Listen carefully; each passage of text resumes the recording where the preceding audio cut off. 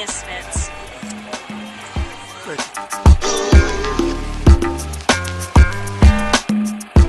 what's up, everybody? It's Imani Rose, and you're watching the Burbank Misfits. What's going on, Burbank Misfits fans? It's your boy Rawstarr up here chilling at the Fan Fest. You can look around. You see Greg there, Henry Valentine. We got Maria Kanukis, Daniel Peter. We got Matt Strucker in front of me. Behind me, I don't know you can see him or not, but that's Jim Danville, Nightheart. I'm having a good time. I don't know everybody over here. That's Crystal. Everybody know her as one of the valet, the manager. Here talking to Crystal. And yeah, wrestlers galore. I don't know half these people. Some I do, some I don't. I really wish I knew some of these people. Of course, you remember Nightheart. Is that Luke? Is it the Bushwhacker?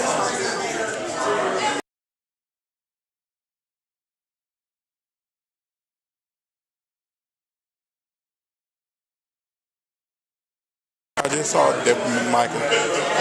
That's kind of awesome. Barry's gonna die. So for Burbank Misfits fans, this was just a dinner. Tomorrow is the main thing. You got to see like a lot of people who's still here. You know, transformation. Miss Crystal. You got Maxine back there. I have no idea who the other people are. You all might. If y'all wrestling fans, y'all know who they are and stuff like that. So yeah, so I look forward to at least knowing these people tomorrow. So when I take pictures with them, I know who the hell they are. Again, you never know who you're running to. That is Mr. Scott Hall. I just took a picture with him. I'm gonna have all my pictures afterwards. And right beside me is Diane Hart-Smith, and I don't know his name right there. And so you know, some of y'all know that I'm crippled, so you can't say that I never work out. I might only be doing the warm up, but still, I'm doing it. I've been doing it for like I want to say like 4 minutes. So anyway, I'm up here at the Fan Fest doing the working the Fan Fest. I got to meet a lot of WWE wrestlers, WCW wrestlers, people from back in the day, which is like NWA, stuff like that. It's been a very interesting thing to do, you know. I got to meet Scott Hall, which is kind of awesome. I got to throw with the NWO sign. I've actually had dinner with some other people, some like Diane Hart-Smith, and I've gotten to chill with Maxine, that was her name, and I've gotten to chill with Matt Striker and many other people. So it's very, very interesting, the job I'm doing. Yeah, so please continue to enjoy the video. Yeah, he's going forward. Hey, look, y'all, it's Alicia 5. Isn't that awesome?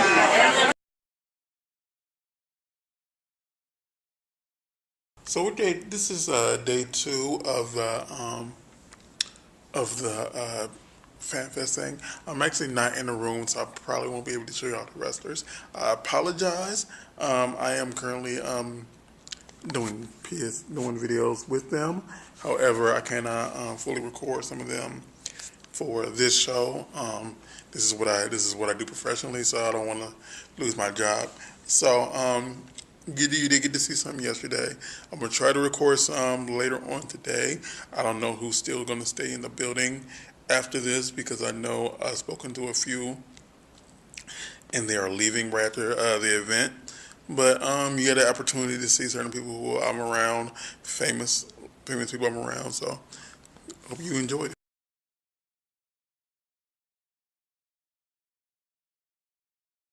Making him the longest tenured employee in the WWE. He's been ring announcing since 1977, therefore he is my idol. He was inducted into the World Wrestling Entertainment Hall of Fame, class of 2009, and we all just saw him on Legends House. Ladies and gentlemen, it gives me great pleasure to introduce to you the one and only Mr. Howard Finkel.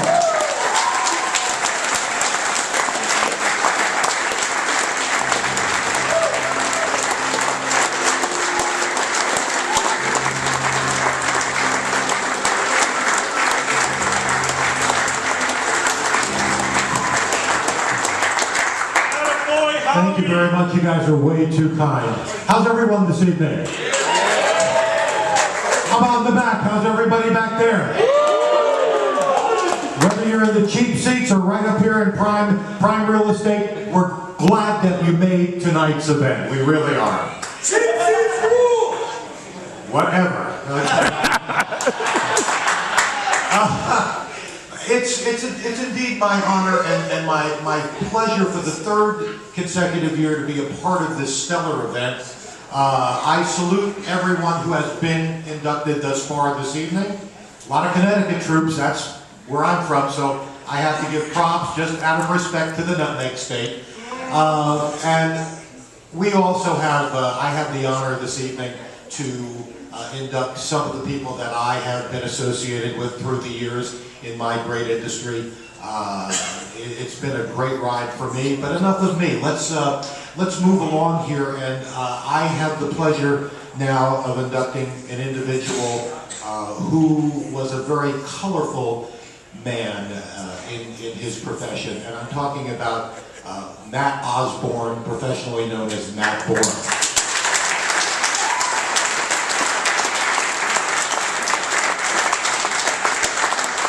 Of course, if you know anything about Matt, he was a second-generation wrestler. I'm going to excuse myself. I need to put my cheaters on so we can read the notes I wrote.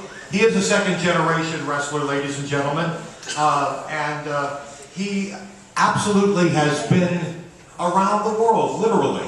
You name it, he was there. One of the things that I remember vividly about Matt, of course, he was a mainstay in Portland, Oregon for Don Owen.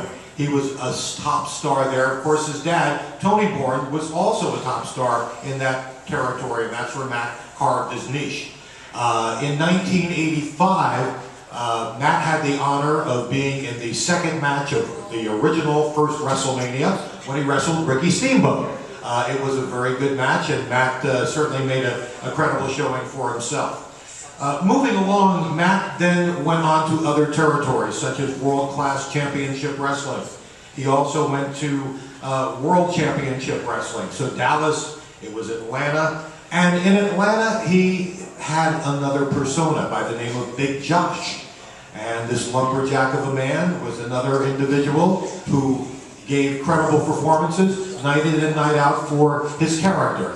But I would suggest that Matt's biggest break came in 1993.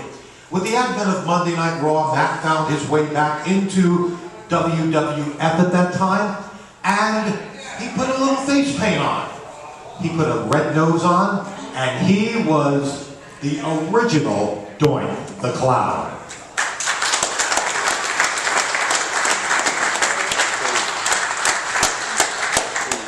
He was not a good man. He was not a nice man, if you recall. Doink was the evil Doink, and it just worked so well for Matt. He was having fun. He had the time of his life. He was enjoying himself to the umpteenth degree, pulling pranks, or as we used to call them, ribs. But they were pranks that were made for television, made to generate more heat for him as a character. And did he ever portray the role tremendously? Doink, of course, things happened along the way, and Matt then unfortunately left our company. And then he, from 1994 until recently 2013, he went into some retirement. He worked occasionally, did conventions, and unfortunately, 1 year ago, Matt was here at the convention, and I recall seeing him in the hallway, and he said to me, "Howard, it's great to see you. I don't see you that often. I love you." And that just floored me in a very emotional way. Little did I know that was going to be my last time to see Matt, because unfortunately, just about 1 year ago, a week from today, Matt passed away at the way too young age of 55 years old. Matt will always be remembered as a person that seized opportunity and made the most of that opportunity. Tonight, I am going to recognize here to accept the Hall of Fame induction on behalf of the New England Pro Wrestling Hall of Fame. We have with us tonight Matt, wife, Michelle, and Matthew. I'd like to call Michelle and Matthew James up here to acknowledge the award for Matt Bourne, the newest inductee with the stripes. Basically, a referee. And we are honored tonight to induct into the New England Pro Wrestling Hall of Fame Bill Daly, aka Billy Silverman.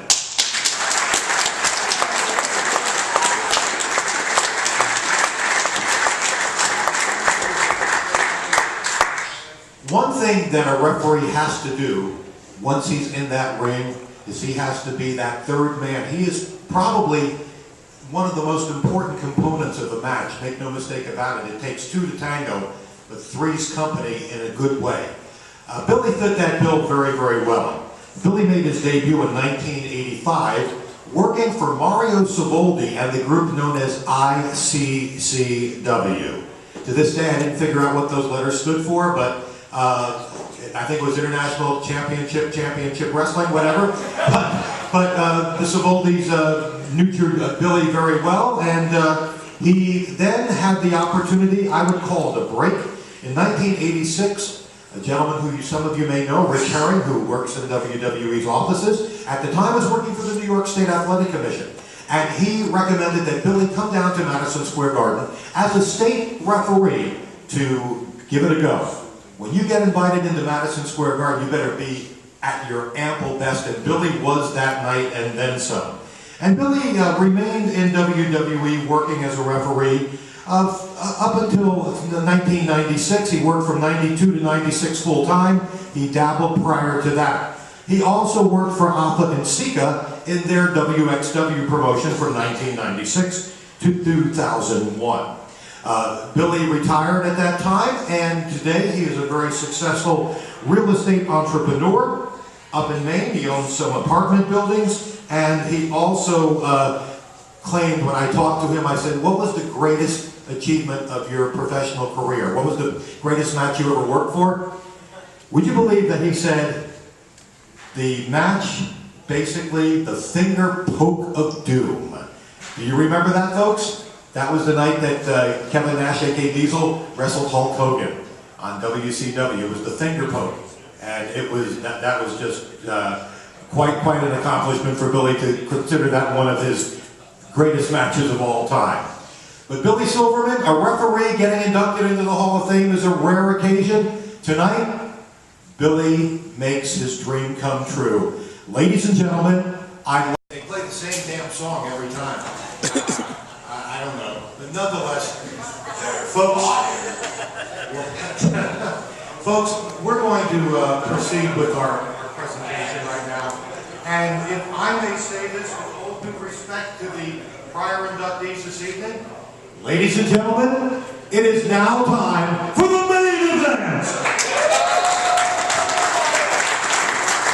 I mean that. It is my pleasure to start off this procedure, this proceedings of the evening, with the induction of one Jose Luis Rivera.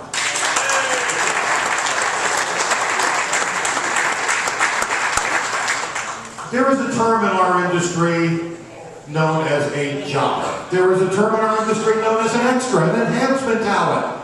All basically names for people who week in and week out give their absolute best to put rising stars over in our industry. It's a thankless job. One of the guys tonight who is here that did it extremely well is Mr. Rivera.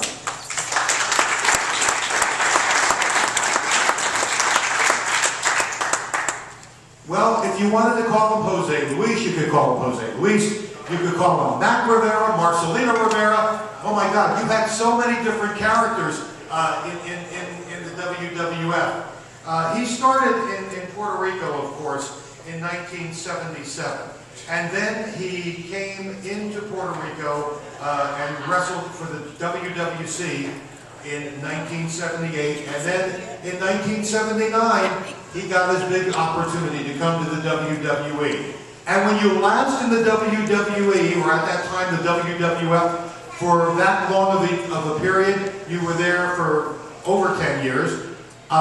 You know something, folks? That means he was doing his job, and he did it damn well.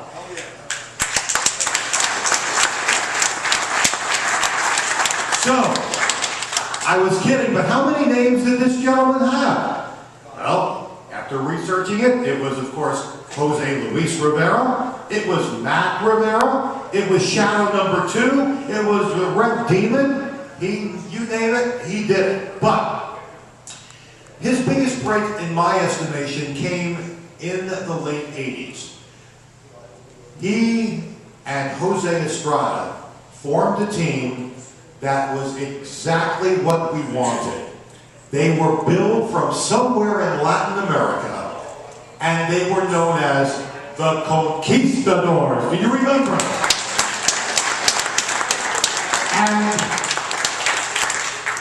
their big opportunity happened at the Survivor Series that year. They were tremendous. They were fast. It was like Mr. Rivera and Mr. Estrada had a new lease on life. They took advantage of it. And they were very good at what they did. It's not all the time that I can say, tonight, this is a treat for me. Ladies and gentlemen, I proudly present to you the newest member of the New England Pro Wrestling Hall of Fame, class of 2014, Jose Luis Rivera!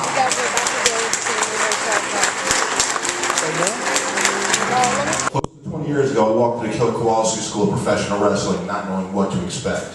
All I knew is I love the business of professional wrestling more than anything, and I always wanted to give it a try. For the first time seeing the Superfly, just as Marvin, but it was versus Ray the Crippler Stevens in the New Haven Coliseum. Howard, I'm sure you know something about the New Haven Coliseum. I was hooked. Prior to that, I didn't think I would ever be able to step foot into the squared circle. Every superstar I saw was 9'7", 857 pounds of muscle. And here I was, 6'3", 190 pounds. That's before I saw this long-haired, long-bearded, scraggly, scruffy, didn't fit the mold of a typical wrestler named Cactus Jack Manson. I said, that lunatic could do it, I surely can. It's been a crazy roller coaster ride for sure. It's been my honor to share the ring with such superstars as Kevin Sullivan, Stevie Richards, the Blue Meanie, Raven, Sandman, Just Incredible, Yokozuna, Sabu, Balls Mahoney, Axelrod, DeVito, Homicide, Tommy Dreamer, and Mick Foley, just to name a few.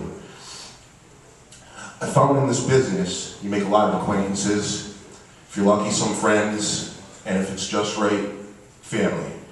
Tonight, I have some family here. It was my honor to be inducted by Dylan Cage. Dylan Cage is my brother. Came up here from North Carolina, insisted to put me in, came up here on his own dime to do this for me. Dylan, I love you, brother. You have no idea what we can get in Salisbury Beach for $16. Nux. Slam Dog and the Mercenary. The New York Posse.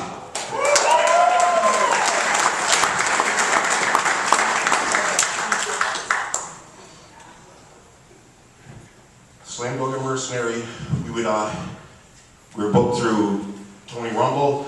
We had great matches. It was great. The New York Posse, 3 members, go jump the Brotherhood. 172 members of the Brotherhood against 3 members. Great booking, Nux. These men taught me how to be what being the boys is all about. Being the boys. All right, Memphis fans, I got one question for you all. What is illegal seafood? I'm sitting in front of this restaurant, and I'm really illegal seafood. I really want to know. Let me know. How you doing, Burbank, Memphis fans? It's your boy Rawstarr. I just wanted to say I hope you enjoyed the Fan Fest.